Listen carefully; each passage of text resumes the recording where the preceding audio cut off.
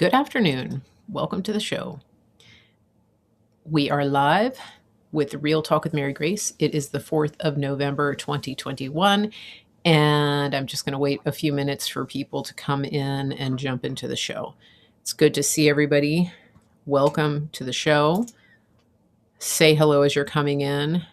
Sometimes the notifications get delayed, so that may be happening to you right now, but you're welcome in the show. Good to see you. Hello, Anne. Here we go. Looks like people are coming in on YouTube. Say hello as you're coming in on the other platforms. We're on Facebook, CloutHub. CloutHub is channel 111. Twitter is Real Mary Grace 1, the number 1. And on Facebook, it's Mary Grace Media. On YouTube, it's Mary Grace Media. So if you're not already following those channels, please follow. Please like the channels.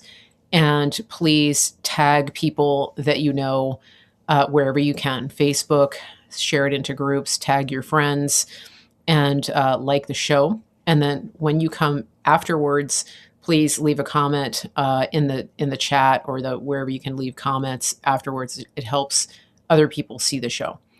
Hello from Scotland. Hey, Christina, good to see you. So the show is going to be kind of in different places today. Thank you guys who are watching. Thank you for the comments, for the encouraging comments. I do appreciate that. Thank you for just continuing to come back in spite of all the shadow banning and all the changes in the scheduling. I really do appreciate it. I get your emails. Thank you for those. Please just keep in mind, if you write a really long email, I do read it. If I give you a shorter response, it's just because of the schedule that I have. It's hard for me to write a really long email. Okay. Thank you, Delia, for taking notes. Delia's in her car today. She's waiting for a meeting to start. So that's dedication. Please thank Delia, guys, when you get a chance. She does our show notes. And so when you see the notes, they're in the description on the YouTube and the CloutHub, and then they are in the comments on Facebook. And so if you're looking for show notes, that's where they are. I have to get yesterday's updated. So I'm just catching up from that. But I just wanted to thank everybody for all the love and for everybody who showed up after I was absent for almost a month because of COVID. I appreciate that. It's kind of tricky when you just completely stop broadcasting and then you come back out of nowhere. So for those of you who are sharing it, I appreciate that. Please continue to share this out. Let people know that we are live. That really helps when you do that so that we can get more people listening. I hope everybody's having a good day. I titled my show today, They Big Mad. and I'm going to talk about that in just a second. I think that, we're seeing a pretty big degree of rage happening right now from the left. But let me just give you an idea of what I'm going to talk about today. I am going to talk about these mandates that have come out. I'm going to talk about what they're trying to do to our kids. I'm going to talk a little bit about how the Senate Republicans up on the Hill are responding to that and some strategies that they seem to be coming up with. And I'm going to talk a little bit about Russia, because that is in the news. And I think that story has largely been swept under the rug or just forgotten. And I think that's intentional, of course, by the deep state. They don't want you thinking about that. And I'm going to talk a little bit about the elections. So hold on to your hats, stay with me, and please just, again, share this out. If you find the information helpful and important and useful, please do share it out. So I wanted to talk a little bit about what's been happening. Yesterday was a big day, yesterday and the day before. So Election Day was huge for Republicans. And I want to say, was it perfect? Was it ideal? Was it the ideal outcomes that we would have wanted everywhere? For example, in Virginia, did we want a Republican governor who probably has ties to Bush and deep state and things like that? Probably not. However, because of the political, the voting populace in Virginia, I think that it would have been nearly impossible to get a true MAGA candidate over the line. So, so I think that that's something to consider. Now, that being said, that means that we have to watch this guy, or anybody. We have to watch him like a hawk, because I would like for him to come in and do away with all mandates. I would like for him to come in and have a huge backbone and show the people that he is a governor for the people, and so we'll see how that works out. He went to the governor's mansion today to talk about transition of power with baby killer Northam, and so we'll just see how that goes. One of the most glaringly obvious things to come out of this election is that the left has shown you that they don't actually care about diversity and inclusion and tolerance and all of those things that they say they care about, because if they did, they would be celebrating. There would be billboards celebrating the first Black woman to be elected to lieutenant governor in Virginia, and I believe only the third Black woman in the South to be elected to high office at the state level. That's a big deal. That's a huge deal. She's Black. She's an immigrant. She came out of poverty.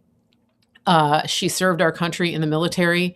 And so, they absolutely hate her because of what she represents. They're actually these pundits like Van Jones and other people. What's that woman's name? Jamel something.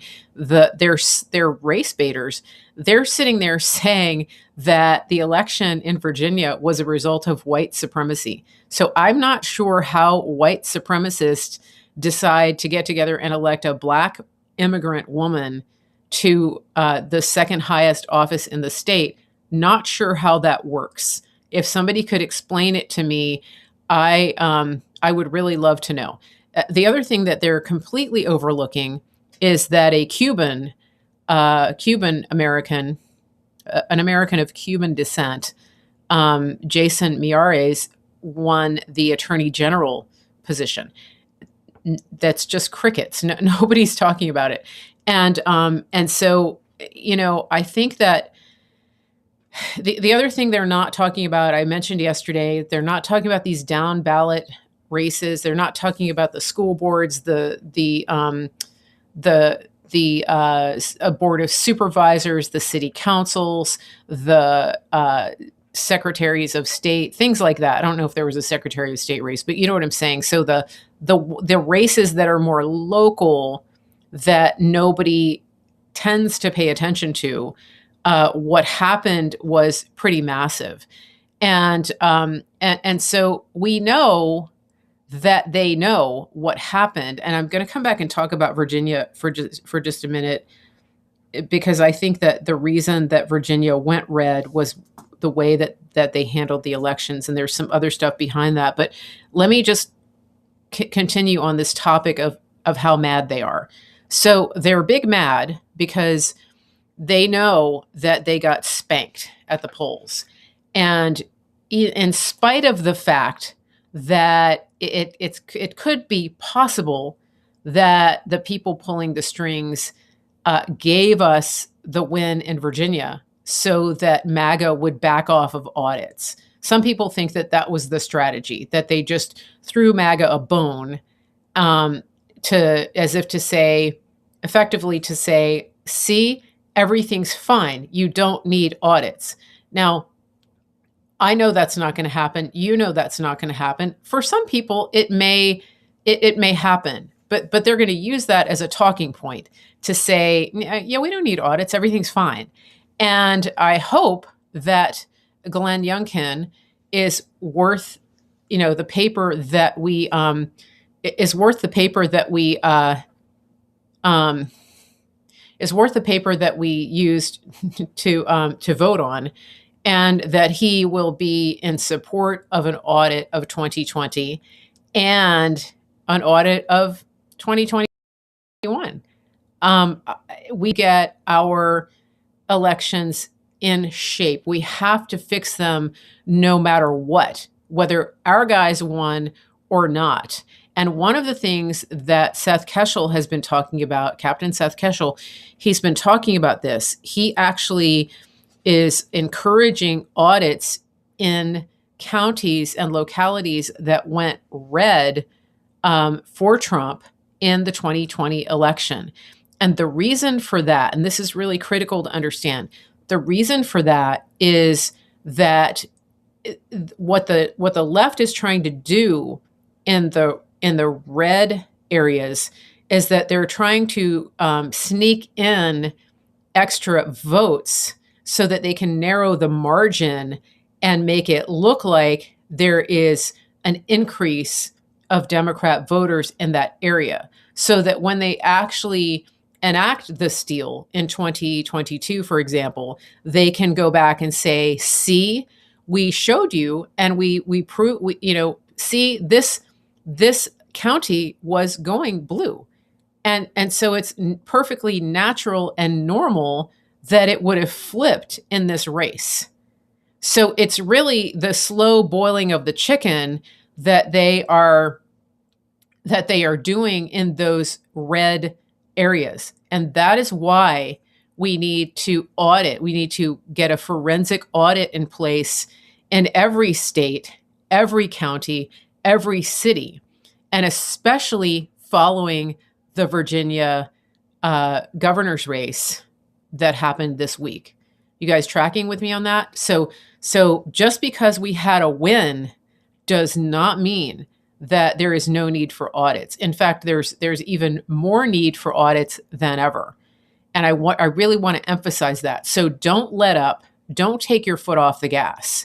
Now, the fact that we got a win is tremendous, because it's positioning. I mean, Virginia is basically red. We knew it was red, but it's gone red. The only thing that we don't have control of in Virginia right now is the Virginia Senate. That's a problem. I believe there are elections in 2022 for that. So there will, I believe, be some seats coming open, and there hopefully will be some challengers, and we can flip it back. But what I really want to tell you. So Patricia on Facebook is saying they appeased us in Virginia. I would say that's the case. However, I don't think that you can say that about what happened nationwide. It's impossible that they just handed us a lollipop so that we would shut up and go away all over the nation. I mean, we had entire school boards that were flipped to red. We had all of these local elections that went red. That's not the deep state pulling the strings and appeasing us. Do you see what I'm saying? So here's why, and this is exactly why they're so mad and they're in a rage right now, because they saw the moms and dads rising up, because quite frankly, they pissed off the moms and dads with everything that they've been doing. And what is the result? What are they doing now? The very day that we get all of the results and we're celebrating these wins, they announce that they have all of the shots available for kids ages 5 to 11. They're actually setting up clinics in New York City and other places to start administering the shot to those children. To me, that's the devil is mad. The devil is mad, and he's taking it out. I mean, just remember, the devil comes to steal, kill, destroy. Now, we saw this last year in Virginia when President Trump came out the day that he came out and said worship is essential and everything needs to open. Well, that was the day that Governor Baby Killer Northam in Virginia announced that he was enacting a mask mandate the very day. So there's no accident there because, the devil overplays his hand every single time. The devil plays his hand on every single, okay, hold on a second.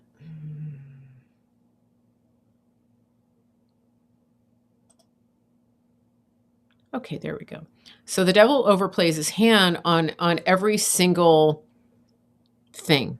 And, if parents are coming out to save their children, to stand up for their children, what is the devil going to do? He's going to take it another level and get people to start injecting your kids with poison. And there's nothing new under the sun. Okay. It's not new that the devil's trying to do this. Like, his playbook hasn't changed. We've seen this all through history. He tried to kill all of the firstborn of the Israelites. That's how we got Moses in a basket in the river.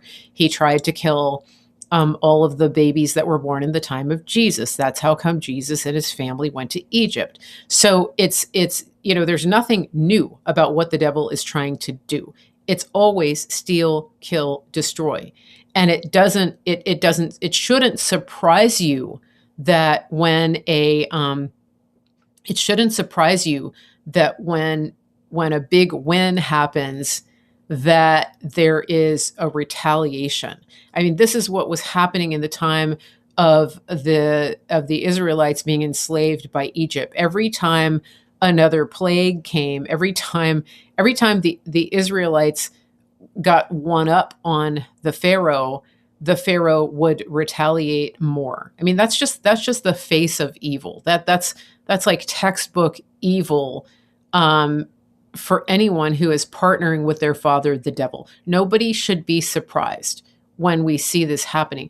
Is it difficult? Is it heartbreaking? Is it just unbelievably hard to take? Yes, it is.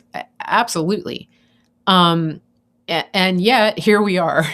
And the other thing I wanted to say about that is the other retaliation that's happening is that the administration, the same Brandon administration that stood up last year and promised that they would never have a mandate for the shot, just announced yesterday their OSHA division, Occupational Safety and Health Administration, I think, at the national level, announced that by January 4th, any company with 100 or more employees has to have every single employee get the shot.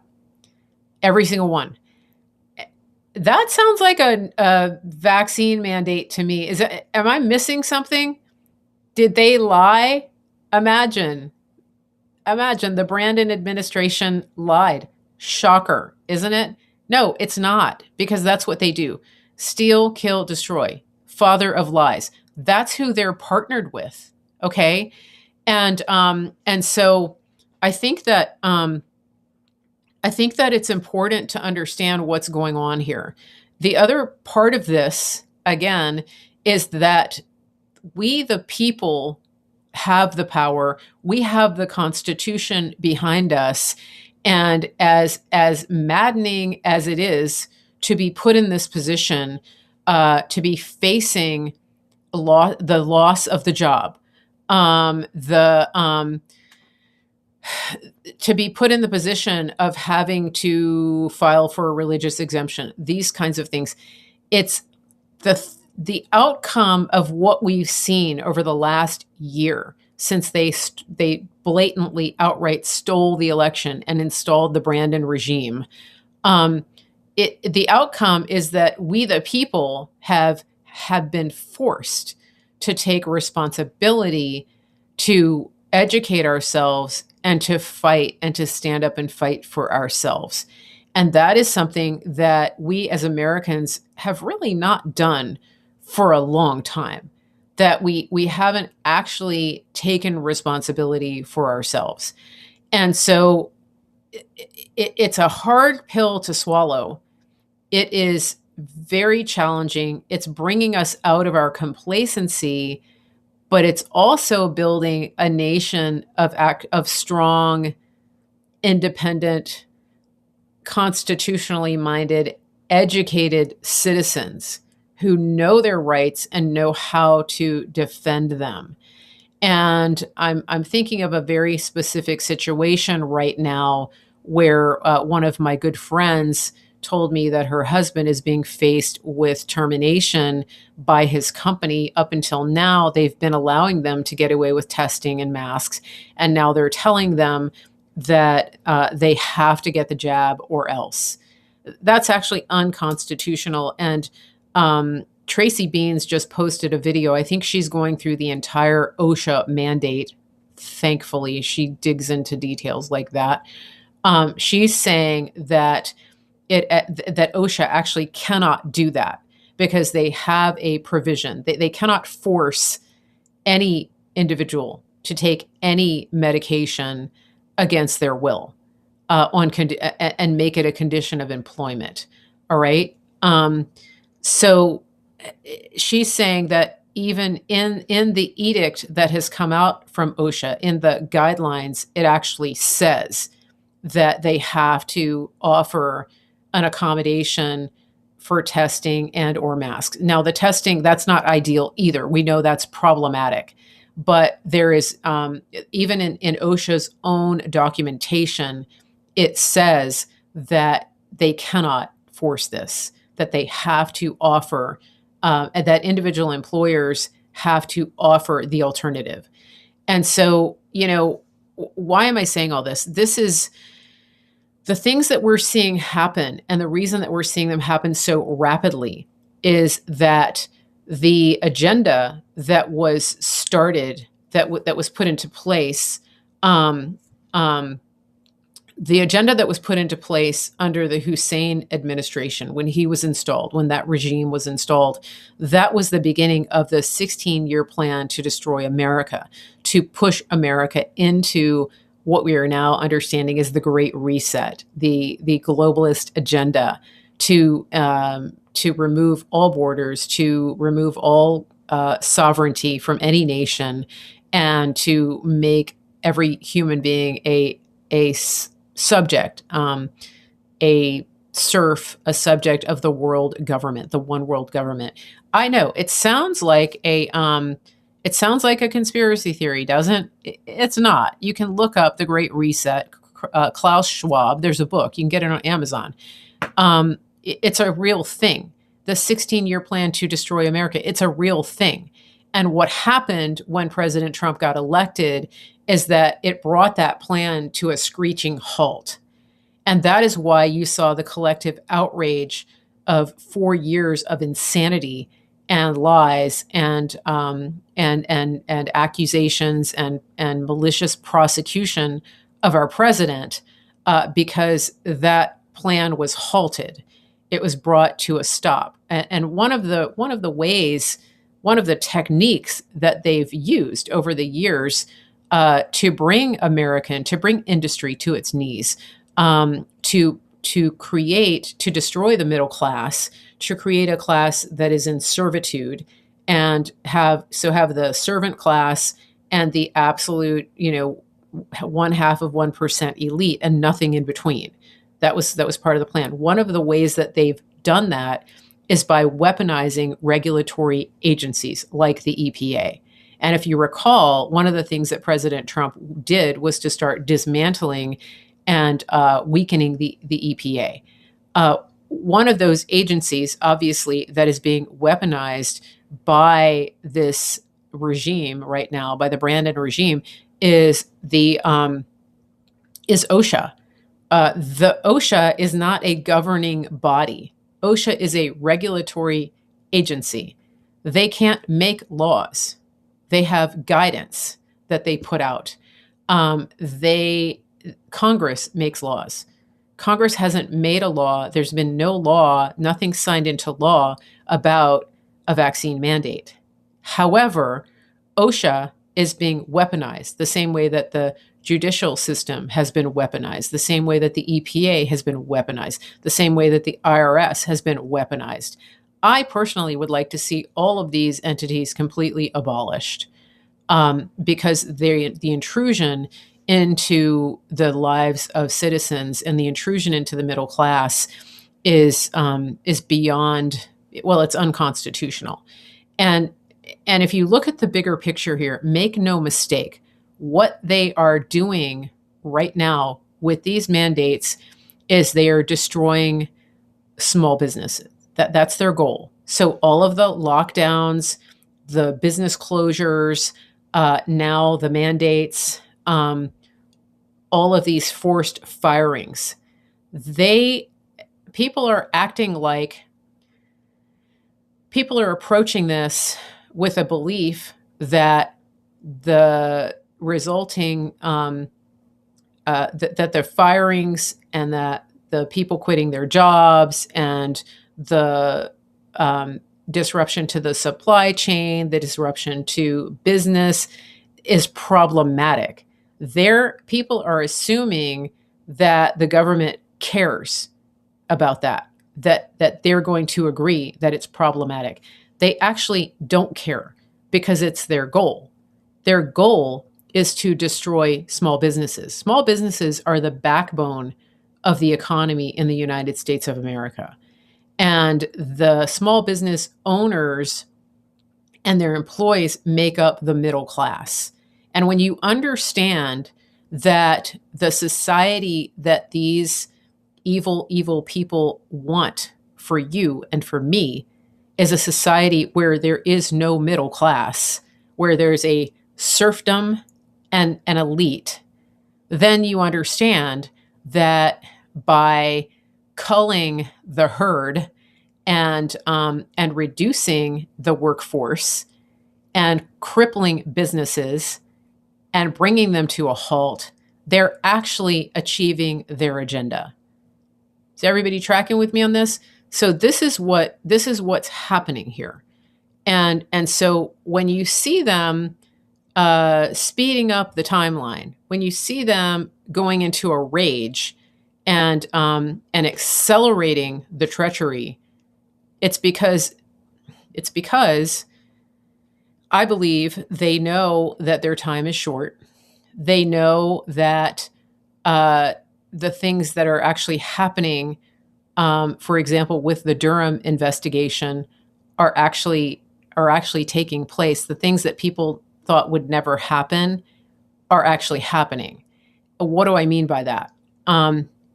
It was announced, I believe, yesterday that a man named Danchenko was arrested. He was, let me see if I can get this straight. He was the analyst, they're calling him an analyst, who gave who tipped off, he planted the seed of the lie that resulted in the Russia investigation. So he is, from what I understand, he's like one of the lesser players, but apparently if you go to, if you read Technofog, Technofog is a researcher. Let me just see if I can find this here because I had it pulled up. Technofog is saying that this indictment, here we go, the Igor Danchenko indictment is out. It's bad. One of the main sources of the Trump Russia info turned out to be a Hillary Clinton advisor with deep ties to the Clintons and the DNC. And so if you go to technofog.substack.com, you can read this article. You can, and Technofog is a trusted source who does legal analysis and takes deep dives into these court documents. And so here's the article. All right, technofog.substack.com. And so I haven't read the article. I just saw it. All right, so it was just published yesterday, or I'm sorry, the indictment came out yesterday. But what this means guys, this is actually important because for all of you who are sitting there and saying nothing is happening, these people aren't going to go to jail. We'll never see justice restored in our lifetime. The lawlessness will prevail. That is a thought that goes through many people's heads, including mine sometimes. I mean, I see these people just going on with their lives. It's not affecting them. They can buy their way out of anything. There's a two-tiered justice system. We have prisoners being held in Washington, D.C., from the January 6th incident who are being treated. It's basically a gulag at this point. The conditions are horrific. And most of them, I don't think any of them have actually been charged with a crime. So we have that. And then we have the juxtaposition of the Clinton cartel and the entire deep state, the New World Order, just skating along, doing insider trading, living their elite lives and escaping the claws of justice at every turn. That's what it looks like, isn't it? And I will be the first to admit that it's maddening, and it's so disheartening, and it's easy to get disillusioned and to lose hope. It's like I was talking about yesterday. Hope deferred makes the heart sick, and the feeling of sickness that we get when we think about these people getting away with the crimes that they have gotten away with, it really is, it's hard not to go down that road of despair. Okay. And so what do we do? Well, we don't take our eyes off of the ball. And I do want people to understand that as important as it is, and as critical as it is to be aware of what's going on with all of these mandates, it's important that we don't lose sight of these stories that are coming out about what Durham is doing. Because Durham was appointed, I believe, the end of October in 2017. So here we are 4 years later, and we're sitting here thinking, are these people ever going to go to jail? If you look at what Durham is doing and the way that he's doing, if you look at what Durham is doing and the way that he's doing it, it's like a classic mob investigation. You roll up the smaller players, you get them to talk. Sometimes you offer them deals, but I've explained this before because it's basically RICO. RICO. That's an acronym. It has to do with racketeering. It has to do with corruption, especially over state lines, and coordinated fraud. And so this is important because these cases have to be airtight. And I know it's frustrating to think 4 years, like how airtight does it have to be? How many more investigations do we need? We know what these people did. When you're dealing with the level of corruption that you have with these types of people and the stuff that's been done, I mean, this was a fraudulent attempt to take down a duly elected president. In other words, treason. And that was only one thing. that was only one of the things that they did. The Russia investigation. There's a lot more. Obviously, the first fake impeachment based on the Ukraine hoax. I mean, we haven't even talked about that yet. So, but what I want you to understand is, don't forget that all of this is ongoing. That all of these investigations haven't stopped. So for those of you who are asking, where's Durham? Durham is where he needs to be, which is working diligently, handing down indictments, and not blabbing on CNN about what he's doing. That's where Durham is. Durham is exactly where he's supposed to be. Okay? And so don't fall for the, even when President Trump says, where's Durham? He's not asking a question that he doesn't already know the answer to. So just remember that, okay? He's not asking in despair. And so if you're going to take your cues on that, when you're asking, where's Durham, it shouldn't be from a place of despair, because the President Trump, knows where Durham is. Believe me, he knows where Durham is. Okay. And somebody just reminded me one of the things that we were told is silence does not equal inaction. And that's really important to understand here. We don't go around blabbing about who we're investigating and who's getting and what. There's no leaks, is what I'm trying to say. All right. And I think it's worth remembering that President Trump actually told the media, we caught the swamp, we caught them all. And I'm going to go with that. I'm going to believe that. I'm going to believe. I'm also going to believe when President Trump, uh, I'm going to believe when President Trump said that we have the evidence of the election theft. He said that. And so I'm gonna believe that. I'm going to believe it. It's not happening in the time frame that I would have liked. However, I think that it's happening in the time frame that it needs to. And I just want to encourage you to to go with that, because there's so many things happening that we don't have control over. We can't control the way that Durham does his job. We can't control the deep state and all of the things that might go wrong during an investigation that force things to pivot. Well, and another a perfect example of this is that the Democrats not only they didn't weaponize COVID just for the election. They weaponized it to tie up the courts as well. Because so you know that the judicial system, the judicial department in Washington D.C. was basically shut down for almost a year. I mean, if you went to DC last year during the pandemic, nothing was open. Nobody was working. Nobody was able to go and file a case in a federal court up in DC. And so that had an impact on the investigations. That had an impact on everything that's happening now. So it could have been that Durham would have handed down these indictments a year ago had it not been for their nonsensical rules of keeping everything closed and tying up the courts and bringing everything to a halt. So just keep that in mind. I mean, it's like, for you and me, it was an inconvenience because you couldn't get to the DMV.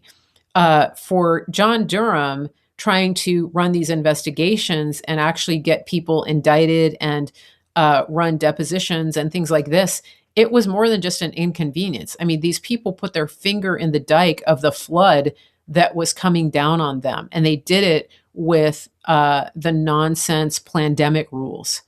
So now that things are opening and now that they can't continue to weaponize that, this is why we're starting to see action, I believe. And again, because we're seeing action, because the criminals know what's coming for them, they know their days are numbered. That is why they are trying to move so quickly to retaliate against you and me and to destroy the middle class. They're trying to advance and accelerate their agenda. That's what the devil is doing. That's exactly what's happening here. And so I think that it's important to keep that in perspective. And here's where, as a Christian, it's more important than ever to understand who you are. What do I mean by that? You actually, as a Christian, you operate and exist from a place of very high authority. And one of the things that I think has been brought to the forefront in this fight is that a lot of Christians don't actually know their authority. They don't know who they are. They don't understand their identity and their authority in Christ. They don't know that we don't have to tolerate what is happening right now, what the enemy is trying to do. And I believe, I mean, this is a wake-up call for all of us to learn how to walk in that authority. And, this is something that Kat Kerr talks about a lot and teaches about when she's on Elijah Streams with Steve Schultz. She talks about the things that, for example, all of the stuff that I just explained, all of the treachery, all of the unlawful orders that are being put down. As a believer, you don't actually have to tolerate that. And it's time to stand up and say to the devil, to the enemy, I will not tolerate this. I will not tolerate unlawful orders against my body. I will no longer tolerate lawlessness controlling my workplace.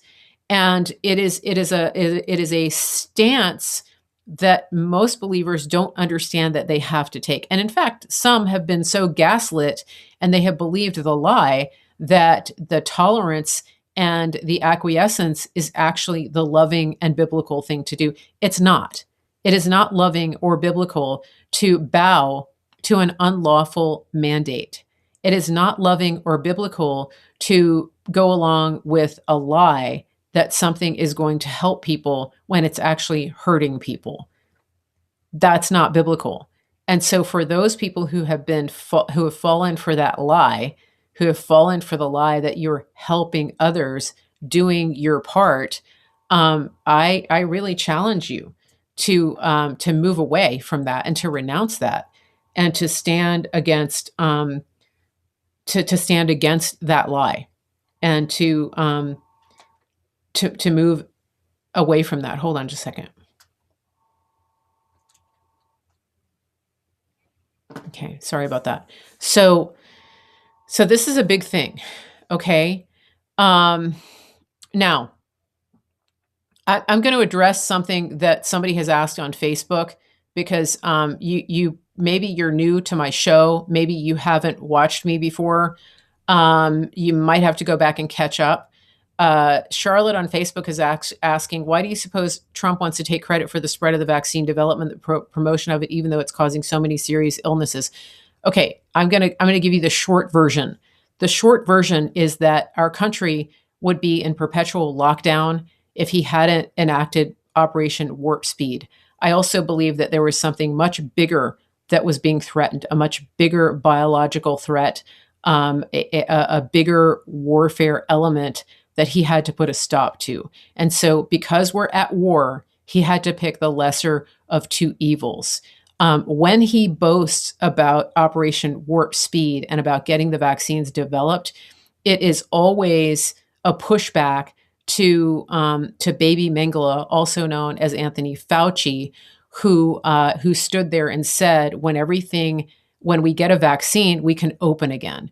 It was extortion. He was holding our country hostage to getting a vaccine. And I can tell you that our country would be in the same position as Australia and many parts of Europe had President Trump not taken up the challenge and gotten those vaccines out. So what he's telling you, he's not telling you to go take the vaccine. He's telling you that it has to be a personal choice. He wants people to understand that and to take back the power that belongs to the people. That is his emphasis. He is not standing there telling people to go get the vaccine. He is telling you that he's trying to message where we would be as a country had he not answered that challenge, because we would have been in a situation where it would have been a perpetual race to find the cure, right? How many years have they been looking for the cure for cancer? How many years have people been held hostage to cancers that are created by the deep state? And now we're trying to find the cure, and we sell like soda with a pink ribbon on it to find the cure for cancer. We would be stuck in that. We would be stuck in the perpetual race to find the cure for coronavirus if he hadn't done that. Okay, so that's my less than 5-minute answer. If anybody else wants to elaborate on that based on things I've said in the past, please do on Facebook so she can see those comments. Now, all right. So, okay. Let me see. Where else am I going to go here? Let me just make sure I got everything that I wanted to talk about. So, hopefully that helps clear up why he's doing that. Um, Here's the other thing I wanted to say. Here's something else I wanted to say. Um, the level of awareness. First of all, I want to go back and say that in the 2012, 2013 timeframe before he was president, President Trump was actually tweeting about vaccines. He was actually raising the question about childhood vaccines and about the safety or lack thereof of administering so many shots to children so young. I don't know if you're aware of this, and so he was aware of that situation back then. Before before we got into the pandemic, and before Fauci tried to hold the whole country hostage with bringing, with stopping the spread and getting a vaccine, um, how many people would you say were actually aware of what goes into vaccines? What percentage of the population do you think was even aware that vaccines are dangerous, or that they're made with aborted fetal tissue? I don't know. Who can give me a number? What's your assessment? Do you think that your neighbor was even thinking about vaccines at that time? Um, right? So compare that to now. Fast forward a year from when the vaccines came out, because they came out just about this time last year, right? Fast forward, what percentage do you think now? What percentage do you think now would have a bigger understanding, or like stopping and thinking, wait a minute, I don't think I want to do that. I don't want to put that into my body.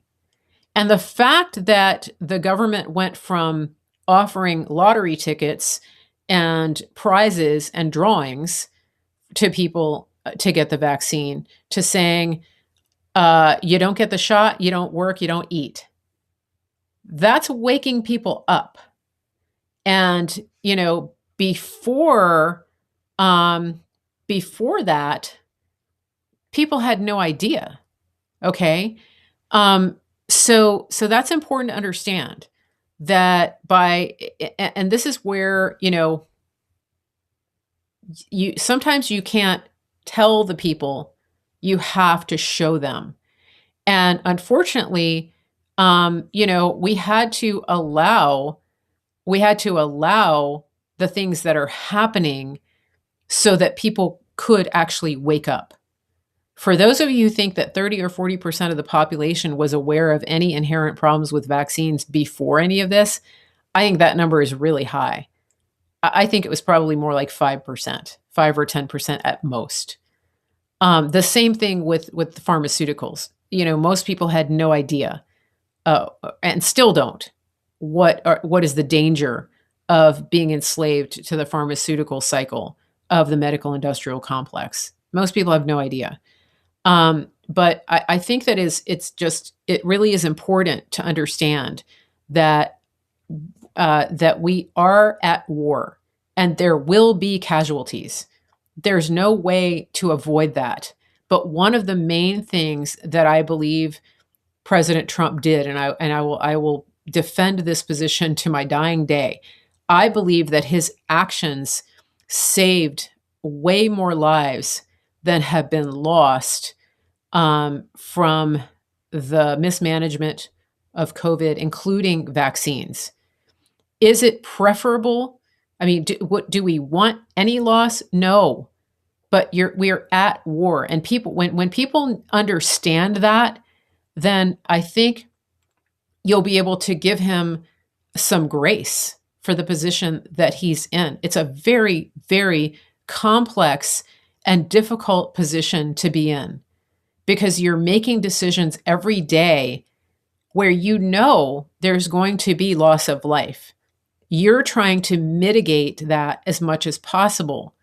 And because he's not God, he can't always predict what is going to be the better outcome. He's constantly trying to play the odds about what is going to enact the least harm. Do you guys understand that? When you're commander in chief in a time of war, you don't you have difficult, very extremely difficult decisions to make every day. And, I know from having, I know because I know people who know him that the president loses sleep over these, all of this.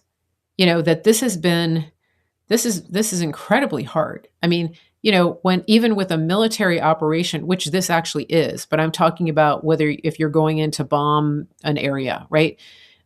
His main concern is, are there going to be civilian casualties? And then weighing the risk. And in some cases, calling off an operation if he feels that it's going to be that it's going to result in too many casualties. So the bottom line, to answer your question, on Facebook, Charlotte, is that when you understand the fundamental thing that I think every person needs to understand about President Trump is that he is a man who cares deeply, who loves this country, who has America etched into his very soul. And he actually loves people. He's incredibly compassionate. He is a father of nations, and his heart breaks for any loss of life, even of the people who didn't vote for him. And this is what I wish more people understood. When you see him and you take certain things that he says at face value, it's so important to understand that that there is so much at play here, and that he's constantly juggling variables that many of us never ever see.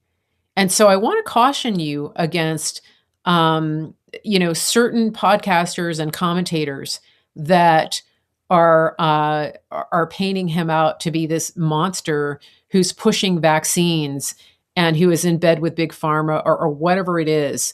I would really caution you about taking that to heart, because based on everything that I know about him personally, is that he takes extremely seriously saving lives and protecting the people. And it's not an easy job. He has God with him. He has become a deeper and more devout believer during his presidency. And I believe that he is, that he does have the perspective that God has on protecting and saving lives. Now, one thing I will point out is that, last year, the world saw less overall death. The world saw less overall death than in previous years. Okay. So he actually did save lives. Don't ever forget that. Don't ever think that he's pushing something to kill people. Now, Charlotte, it says it's just hard to see others get excited about getting the jab when it's poison. People have to make their own decisions. It's ultimately up to each individual to do the research. I don't care if, Mother Teresa tells you to go get the jab. It's your job to take that responsibility. So at some point, we have to be willing to let people walk into their stupidity. And that's not, we can't blame that on President Trump. Okay? I really want to emphasize that. Don't hold him to a standard of being responsible for decisions that other people make when they need to take personal responsibility. All right, so I am going to I'm going to move off of this. The president's stance on human trafficking should be a massive indicator of where his heart is. I'm going to go back to a comment that one of my listeners made, because this is a situation that we've been praying for. This is Lisa Gray on YouTube. She asked us to pray for her son because he had been transferred from their small town hospital in Alaska up to Anchorage to a government hospital because he was very sick and was being put into a was he on a ventilator? Somebody correct me on the story. He was sick enough that he was transferred to another hospital. So we've been praying for him. Let me see your original post. Okay. She said, I want to thank everybody for the petitions to our great creator regarding my son. He has improved overnight. This is awesome. 3 days of administered oxygen are unnecessary. It's being removed now. He's improving by the minute. Praise God. This is victory, guys. And then she said, let me find it again. Okay.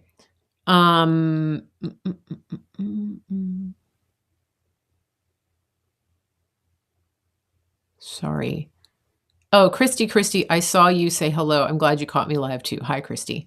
Okay, so she said my son's wife told me the first doctor he saw pushed the jab big time. Even in his fog and misery, my son said no.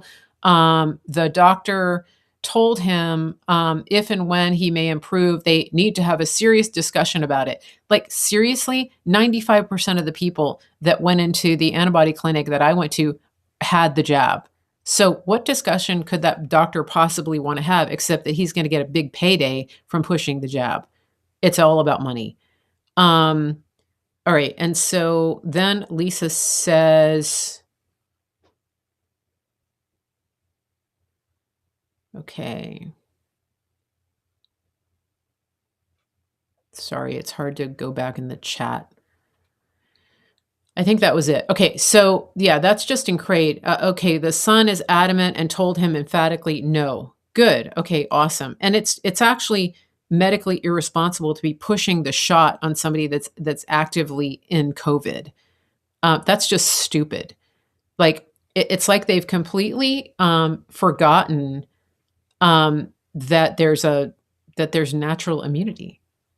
Yeah. And Greg on Facebook, if somebody has a bad immune system, I think the shot is the worst thing they can do. I would say that monoclonal antibody infusion is probably better based on my understanding of it. Okay. Because the shot, it's not a vaccine. It's a DNA, what do you call it? It's gene therapy. So it's altering your DNA. Okay. So let's just thank God for the great report about Lisa's son. And please continue to pray for him over the weekend, that he doesn't have a relapse, that he doesn't have, like long haul COVID or any of those bounce back things that happen, that he would just be completely healed. And we just speak that over him right now in the name of Jesus, that by his stripes, you are healed. And for anybody that's going through any sickness right now, this is one of those things too that we're learning is, don't tolerate it. I had a situation last week that came up where there was a pain in my body, that it's one of these things that like pops up. It's like a nerve thing that pops up kind of out of nowhere, and it was happening to me. And it can be a little bit debilitating when it happens. And it happened last week. Like it was like instantly it popped up, and it kind of it slows me down because I have to stop and deal with it. And I just said, no, I will not tolerate this. I am not allowing this. Go, stop. And the pain and the nerve situation like instantly left. And so, as believers, I think that we need to start getting angry, a righteous anger, and saying, I will not tolerate this. You have to stop. You have no rights here. And tell the devil to get out. Okay? So, I think that's it for today. Thank you. Thank you, Delia, for taking notes. I'm about to wrap up here, so appreciate it. I'm going to wrap up, and I will be back Monday. I'm shooting for this time again. It seems to work pretty well for us here. And so I'm hoping that everything is that's working for some of you guys.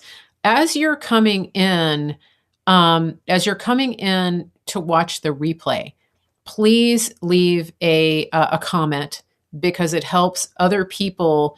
It helps other people um, to see the show in their feed. Um, and so that's very helpful when you do that. The other thing that helps on Facebook is if you tag people that you know and then share it into groups. And then the other thing is on YouTube, hit the thumbs up, hit the subscribe button, and hit the bell so you don't miss an episode. What else? Oh, if you need to get me any information or you just need to get in touch, it's info@marygracemedia.com. And then also don't forget, especially as we're going into winter, as you're going into the holidays, there's a lot of tempting foods around, and that's not a horrible thing if you're doing it in moderation. But one of the best ways that you can manage your weight, your blood sugar, your nutrition, keep your immune system up is by investing in organic green superfoods, which I have. And I want you to take that to really seriously think about that. We have a 30-day system that you can adopt and completely do a health transformation. You can use the superfoods ongoing as a part of your daily meal planning. It's very easy to use. A lot of my listeners have already been using it and seen tremendous results. So write to me, info@marygracemedia.com. And you can get a promo code to save over $100 off of a full 30-day supply. It's info@marygracemedia.com, and that's 2 meal replacements a day. It's a great deal. Somebody just asked in the chat, where do we find the Mary Grace Media clothing line? I don't know what to tell you about that. I shop in different places, so maybe I should have my own clothing line. I don't know, but I try to buy what's comfortable. That's the main thing. Comfortable and pretty easy to care for. I don't buy things I have to dry clean. I will tell you that. So anyway, I'll be back Monday. Thank you to everybody who's here. If you haven't taken the time to check out Elijah's streams, that's actually on right now. I don't know who they have on the show today, but if you're interested in just being encouraged and hearing from God, especially if you're just learning about the prophetic and how that works, I absolutely trust Steve Schultz and the team there to vet the people that they're having on their show. If they do make mistakes, they're the first to admit it. So the transparency and integrity of Elijah streams is very at a very high level. And so I do recommend them. It's Elijah streams on, I think, YouTube, and they're also on Rumble. So that's on right now. And I'm going to go listen to it. So everybody have a wonderful day. Thanks everybody for being here. It was really good to see all of you. Thanks to my moderators. Thanks to Delia for taking notes. And I will be back. Don't forget to pray for Lisa's son in Alaska. And then also pray for my friend whose husband is being faced with a forced jab at his job. Take the jab or lose your job. This is the situation. I don't have permission to release all the details on that, but this is a very good friend, and I would like to ask you to stand behind them and stand with them as they pursue the right solution here. And, we want a God victory in this situation. So love you guys. I will see you back on Monday at 1:00 Eastern. Have a wonderful weekend, and I hope you guys just go deeper with God and learn how to get his revelation and victory in all that you do. Take care, everybody.